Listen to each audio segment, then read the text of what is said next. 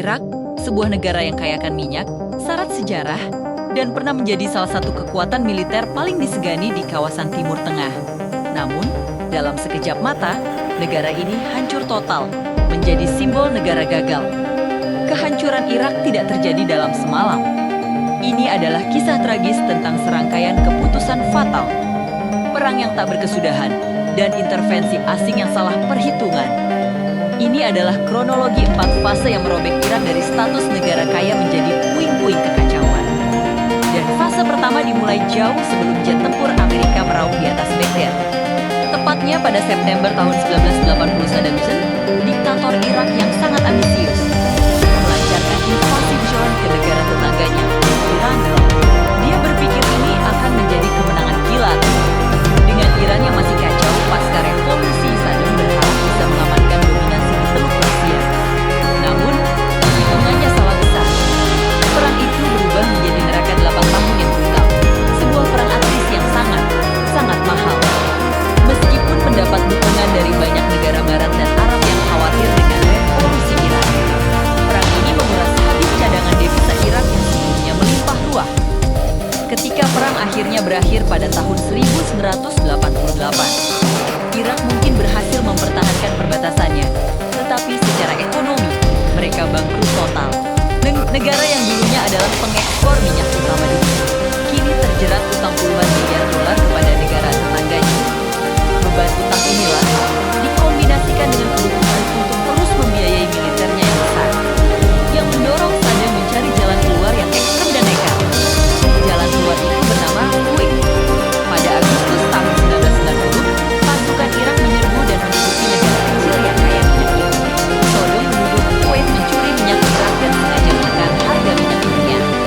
Tapi tindakan ini terbukti menjadi kesalahan perhitungan geopolitik terbesar dalam hidup Saddam. Dunia internasional yang dipimpin oleh Amerika Serikat merespons dengan cepat dan tegas untuk koalisi militer raksasa dari puluhan negara. Operasi yang dikenal sebagai Operan tidak hanya berhasil mengusir pasukan Irak dari Kuwait, tetapi juga secara sistematis menghancurkan infrastruktur vital di seluruh Irak. Pembangkit listrik, jembatan, fasilitas pengolahan air, semuanya menjadi target. Irak memang dipaksa mundur, tapi kerusakannya jauh lebih dalam dari sekadar kekalahan militer. Negara itu kini dijatuhi sanksi ekonomi PBB paling ketat dan paling melumpuhkan dalam sejarah modern. Irak terputus dari dunia luar. Selama 12 tahun berikutnya, Irak hidup dalam isolasi total. Era sanksi ini seharusnya menekan rezim Saddam Hussein. Tapi pada kenyataannya, yang paling menderita adalah jutaan rakyat sipilnya. Program minyak untuk makanan yang dijalankan PBB hanya memberikan sedikit sekali kelegaan. Kelangkaan obat-obatan, gizi buruk yang merajalela, dan runtuhnya sistem sanitasi menyebabkan kematian ratusan ribu warga sipil, terutama anak-anak. Kelas menengah Irak yang dulunya terkenal terdidik dan mampu hancur lebur. Sistem pendidikan dan kesehatan yang pernah menjadi salah satu yang terbaik di seluruh Timur Tengah, kini runtuh total.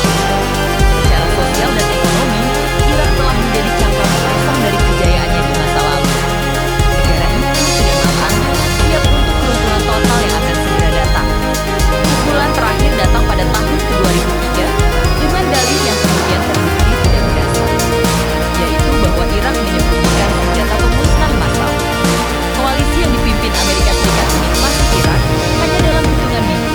Rezim Saddam Hussein yang berkuasa selama puluhan tahun runtuh. Patung-patungnya dirobohkan dan rakyat merayakannya di jalanan. Namun, keruntuhan ini hanyalah awal dari fase yang paling menghancurkan dalam sejarah modern Irak.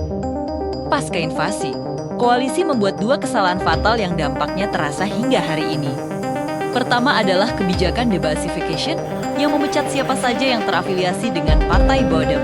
Dan yang kedua, yang lebih parah, adalah pembubaran seluruh angkatan darat Irak. Bayangkan, dalam sekejap, ratusan ribu tentara yang terlatih.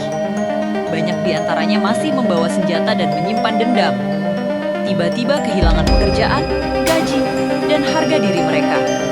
Mereka tidak punya pilihan lain selain bergabung dengan kelompok-kelompok pemberontak yang mulai bermunculan untuk melawan pendudukan. Kelompok-kelompok ini, yang awalnya kecil, tiba-tiba diperkuat oleh ribuan mantan perwira militer Irak yang